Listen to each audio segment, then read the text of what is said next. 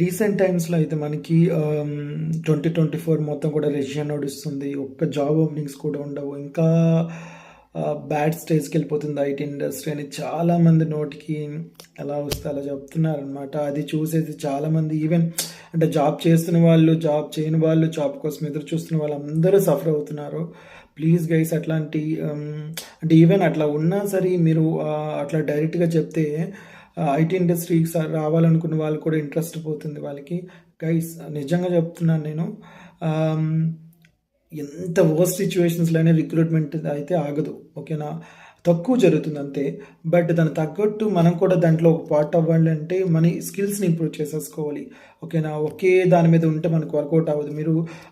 మీరు ఏ స్కిల్ నేర్చుకుని దాని రిలవెంట్ స్కిల్స్ అన్ని నేర్చుకుని ఒక స్టఫ్ అనేది మీ దాంట్లో ఉంటే definitely you will get the very good job అనమాట. ఈవెన్ ఎంత వర్స్ట్ సిచ్యువేషన్లో అయినా సరే, ఓకేనా. సో మీలోనే ఉంది.